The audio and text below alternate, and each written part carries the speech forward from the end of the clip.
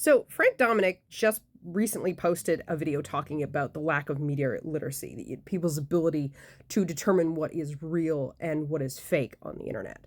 And one of the examples he gave was that there was a fake Mark Carney account that somebody was talking to within his comment section that they honestly did not realize was not the real Mark Carney, right? It was a fake account.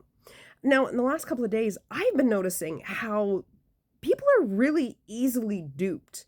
There is a satirical Canadian news site on Twitter that has been getting a lot of traction, I've noticed, in the last couple of days. And they keep pumping out these, what they call satirical articles, but really and truly, they're just fake rage bait.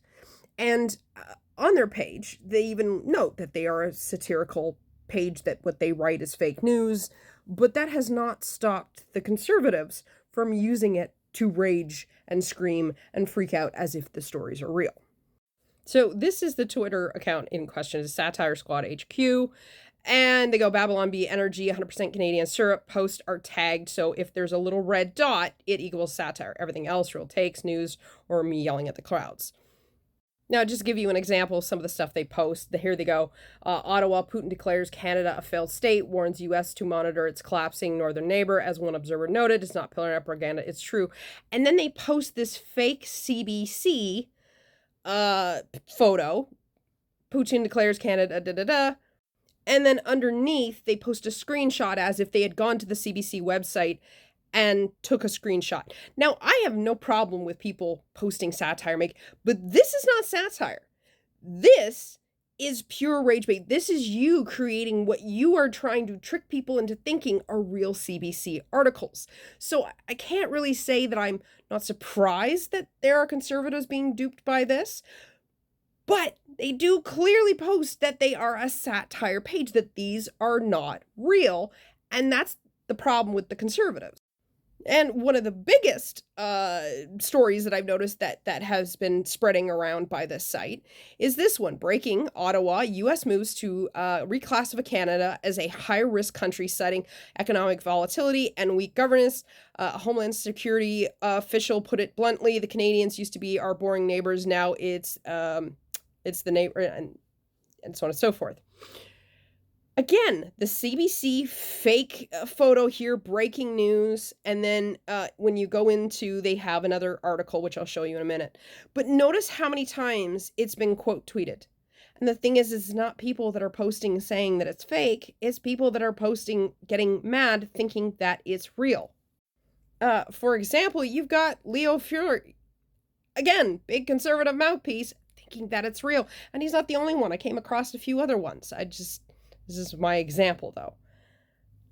And the problem with that is that the original post had about, 264,000 views? And then you have all of those reposts. So you're getting even more views on top of that. And people are thinking those articles are real. The first time I saw it, I saw it reposted by somebody else. It wasn't even on the original satirical site. It wasn't even quote tweeted.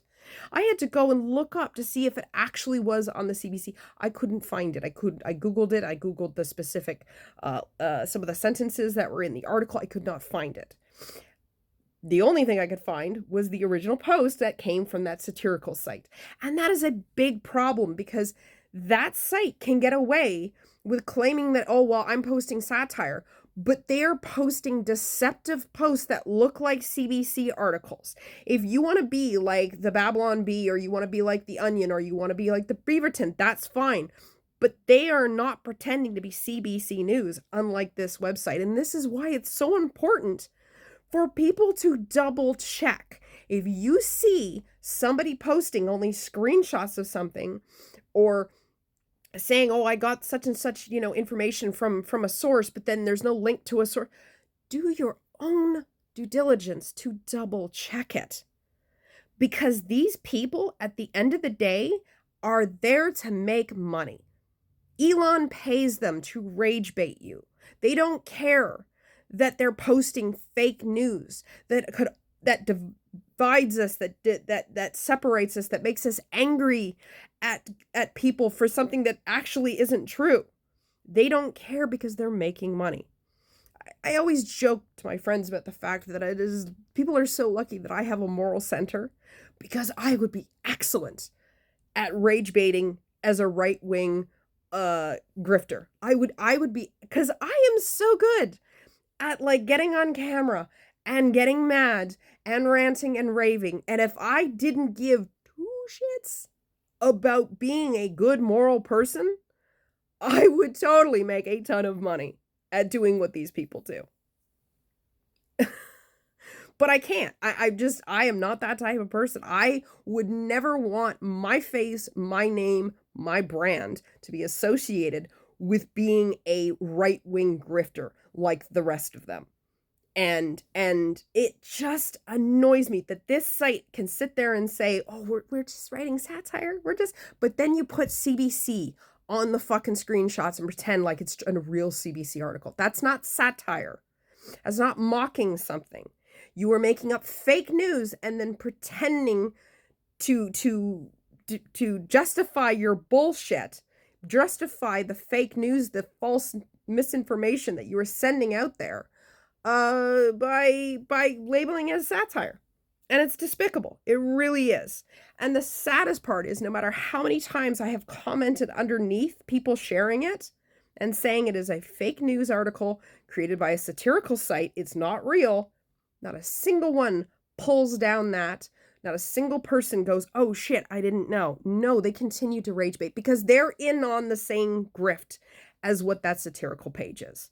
They don't care. It is all about making money for them. And that's what, like, the right is not understanding, is that the bulk of people that are on the right, that are sharing this fake news, sharing this fake conspiracy bullshit, it is all about the money for them at the end of the day. They don't care about providing you the actual facts, and you fall for it every single fucking time because they know that people are way too lazy to go and actually double check stuff.